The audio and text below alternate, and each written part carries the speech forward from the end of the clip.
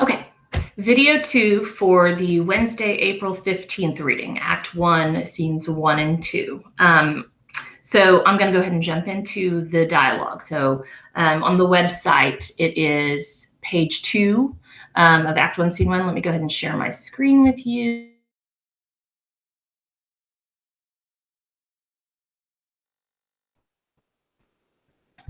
It's going to lag. There we go. There it is. All right.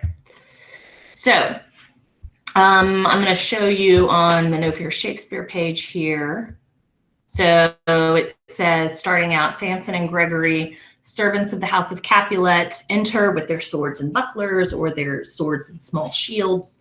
And they're talking with each other about wanting to fight the Montagues. Specifically, Samson is talking about wanting to fight the Montagues. So Act 1, Scene 1 here. I like to try to keep the names of the people up on the screen so you have an idea in your head which side they're on, okay?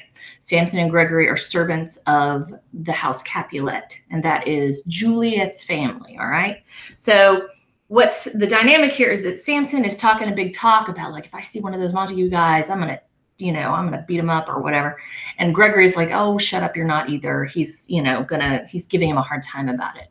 And you have your first pun here, just in the first few lines. Samson says, Gregory, I swear, we can't let them humiliate us. We won't take their garbage. And Gregory says, well, no, because then we'd be garbage men. So there's a play on words there. Samson keeps going, though. He doesn't get sidetracked. And Gregory just keeps ribbing him. He keeps, like joking back with him about, like, oh, you're not going to do anything.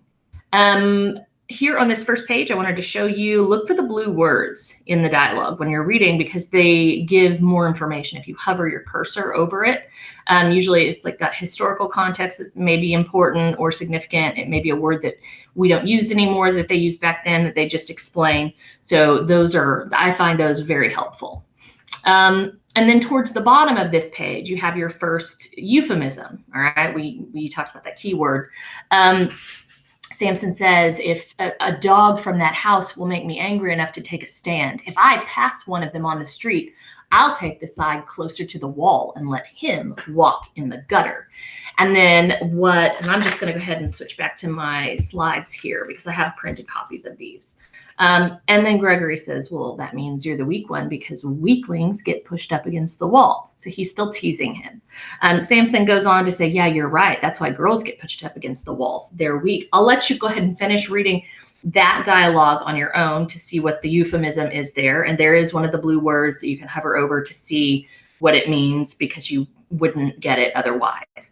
And so as they're doing this kind of jokey back and forth thing, Abram enters the stage. Abram is a member of the house of Montague. That's Romeo's family. He's a servant.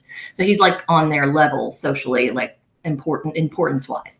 And they see him and they're like, oh, here's one right now. Let's get him. Let's fight him. Let's find a way to like start a fight with him. They have to be careful about it because they know that they could get in trouble for starting a fight and they don't want it to come back and bite them. So they say, what can we do to make him start the fight? Gregory says, well, maybe I'll frown at him when he walks by. And then Samson's like, no, I got a better one. I'm going to bite my thumb at him as he passes by, which for them, that gesture is like flipping someone off is to us. So, and he does it subtly. It's in a way that if somebody's like, were you flipping him off? He could be like, no, I wasn't. If you've ever seen somebody do that by pushing up their glasses with their middle finger or scratching their forehead with their middle finger, that's kind of what he's doing. He's doing it subtly, like I'm just biting my thumb at him as he's walking by, but I could deny it if I need to later. So Abram takes the bait. He's like, are you biting your thumb at me? And Samson's like, well, I mean, like, I am biting my thumb, but I'm not necessarily like biting it at you, but I am biting my thumb. He wants Abram to take that bait. So he keeps insisting, I'm biting my thumb, just, maybe not at you, but I am, so he wants him to do it. Abram then sets kind of a trap for him a little bit because Abram, he gives a response. Samson, and I'm at the top of page 4 at this point. Samson says, if you want to fight, I'm your man. My employer is as good as yours. Abram says, but he's not better than mine. So this is going to force Samson into saying, well, yeah, like basically Abram's saying, so you're saying you think that they're equal. Then shouldn't you, as a servant of your master, excuse me, shouldn't you believe that your master is better than mine? If you are truly loyal to your master, shouldn't you believe and openly proclaim that your master is better than mine and not just equal to mine? And Samson, he gets a little flustered. He's like, well, then at that moment, other people come onto the stage, and some of them are important people, members of the actual households. Gregory leans over and he's like, you better say yes, you believe that he's better, because important people are coming and they could hear you. So then Samson says, yes, better. He's better than your master. And that is kind of what kicks off the fighting. Abram's like, you lie. And then they jump into it and they start fighting. Well, at that point, Benvolio is Romeo's cousin. He's a member of the house. Montague comes in and he starts trying to break up the fighting. He's kind of peacemaker guy. He's like, stop, guys, stop, calm down. And then here comes Tybalt. Tybalt is Juliet's cousin. He is an official member of House Capulet. And he does not want to break up the fighting. He walks in and immediately starts giving Benvolio a hard time. He's like, oh my God, are you fighting with servants out here? Like, he's insulting to him. Benvolio's like, I'm just trying to keep the peace. So if you're not here to help me, you need to put your sword away and go away. And then Tybalt's like, you can't have your sword drawn and talk about peace to me. And then that's a really cool, it's kind of a famous set of lines in the old Shakespeare side on page 5, when Benvolio had said, put up thy sword or manage it to part these men with me. Tybalt says, what, drawn and talk of peace? I hate the word, as I hate hell, all Montagues, and thee. Have at thee, coward. And then they fight, and it gets like, it's a big fight. This sort of turns into like a riot. And so at that point, Lord and Lady Capulet come out, and Lord Capulet's asking for a sword. I'm going to go, Montague's coming after us again. Let's go get him. And then Montague does the same thing. And both of their wives are trying to hold them back. They're like, no, don't go fight. So it's kind of a chaotic, a lot going on the screen. And at that point, Prince Aeschylus comes out. And Prince Aeschylus is not happy. Because, and I'm going to read you what he says here. He's shouting at them. When he finally gets them to quiet down, and I'm on page 6 here, he says, 3 times now riots have broken out in this city, all because of a casual word from you, old Capulet and Montague.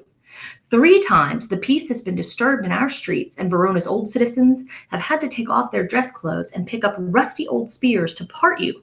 If ever you cause a disturbance on our streets again, you'll pay for it with your lives. So that's important. He's making a decree here. He's saying, you guys have done this 3 times now. In the old Shakespeare, it's fun the way he words it. 3 civil brawls, bred of an airy word, by thee, old Capulet and Montague, have thrice disturbed the quiet of our streets, and made Verona's ancient citizens cast by their graveside beseeming ornaments, to wield old partisans and hands as old. So he says, if ever you disturb our streets again, your lives shall pay the forfeit of the peace. And so that's what he has said. And then he forces them to disperse. So then he walks off with Capulet, and left on stage is Benvolio, Lord Montague, and Lady Montague. And Lord Montague then asks Benvolio, how did this start? Benvolio's explaining it, and then the conversation changes. And this is where I'm going to stop this video, and I'm going to start another one, because it, like I said, Act 1, Scene 1 is a really long scene, and I just want to make sure that I'm trying to stay under 10 minutes on each of these. That way you can kind of pick and choose which ones you watch. So this is the end of video 2 for Wednesday's reading.